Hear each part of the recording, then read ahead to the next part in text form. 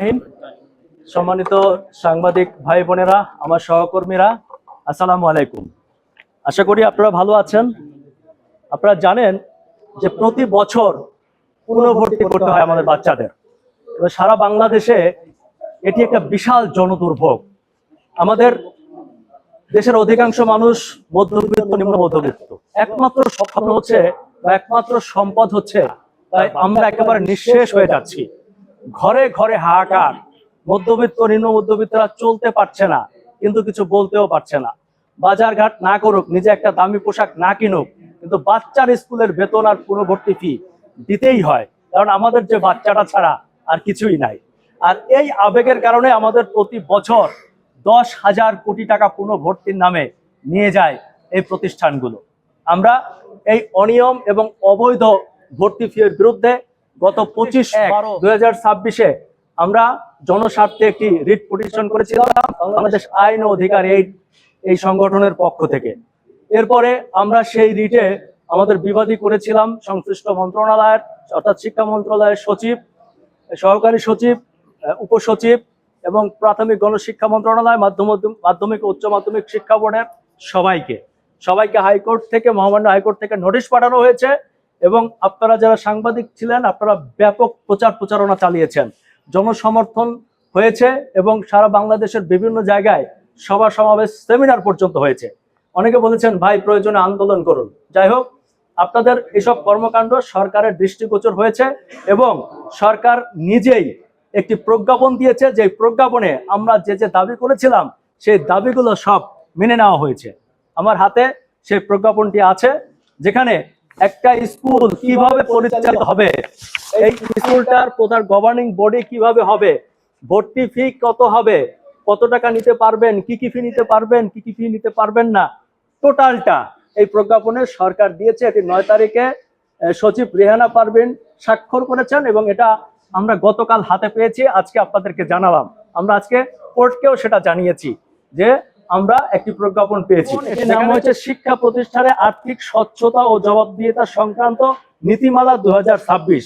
এখানে শিক্ষা জবাবদিহিতা, কর্মচারীদের আচরণ কি হবে, পরিচালনা কমিটি কি হবে, ভাউচার কিভাবে হবে, বেসরকারি শিক্ষা প্রতিষ্ঠান কিভাবে চলবে, বেসরকারি আয় ব্যয় কিভাবে হবে, রসিদ কিভাবে নিবন্ধিত হবে, শিক্ষকদের বেতন ভাতা কি হবে, সাধারণ ব্যাংক হিসাব কিভাবে হবে, আপনি টাকা কিভাবে নেবেন, কিভাবে ব্যয় করবেন, ডিটেলস দেওয়া আছে।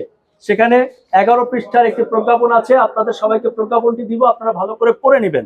তবে আমি যে পয়েন্টটি সবচেয়ে আপনাদেরকে এখানে শর্টলি উল্লেখ করতে চাই, যেখানে 5-এর ধারায় একটি কথা সরকার আবারও ডিক্লেয়ার করেছে, সেটি হচ্ছে কোনো প্রতিষ্ঠানে ভর্তিরত কোনো শিক্ষার্থীর নিকট থেকে কোনোভাবেই পুনর্ভর্তি ফি নেওয়া যাইবে না।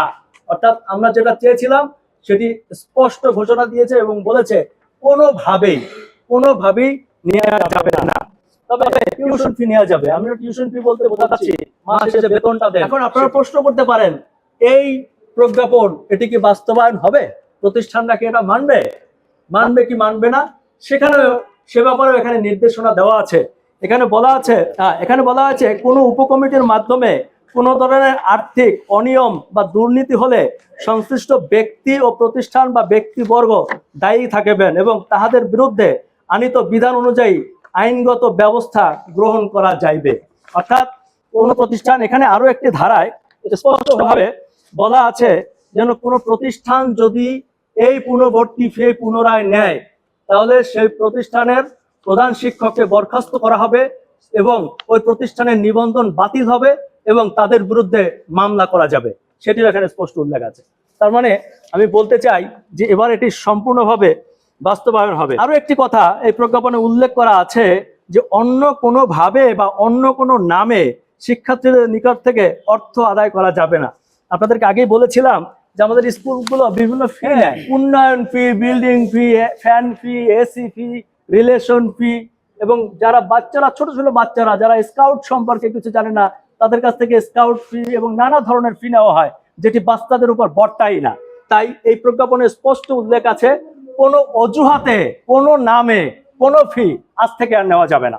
আমরা আশা করছি সরকারের এই নির্দেশনা বাস্তবায়ন হবে। আমি শুকরিয়া জানাচ্ছি যে আমরা এটির জন্য দীর্ঘদিন ধরে ফাইট করেছিলাম এবং সেটি সরকার প্রজ্ঞাপনের মাধ্যমে মেনে নিয়েছে।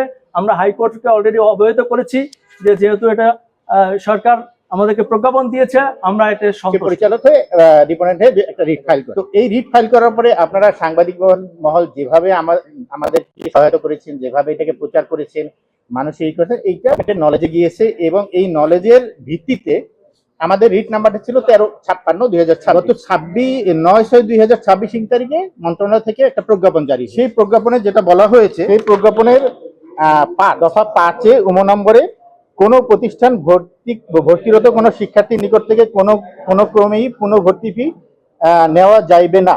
তবে বেসরকারি শিক্ষা প্রতিষ্ঠান, স্কুল, কলেজ এবং উচ্চ মাধ্যমিক কলেজ, ডিগ্রি কলেজ, উচ্চ মাধ্যমিক স্তরে টিউশন ফি নীতিমালা অনুযায়ী ফি গ্রহণ করতে পারবে। অর্থাৎ কোনো ভর্তি ফি নিতে পারবে না, কিন্তু টিউশন ফি কেন হবে। তো এইখানে একটা বিষয় আছে, টিউশন ফি। এই টিউশন ফির যে নীতিমালাটা আছে সেটা আমরা দেখেছি। সেই নীতিমালাটা টিউশন ফিটা যেটা বলা হয়েছে সেটা হলো বেতন, কোনো আরো আনুষঙ্গিক যে টাকাগুলো নেয় সেগুলো নিতে। এবং এই বিষয়টা যদি দেশের আপামর জনগণ যদি সচেতন হয়, তারা যদি এই সরকারের আইন সম্পর্কে অবগত হয়, তাহলে কিন্তু তারা সচেতন হবে।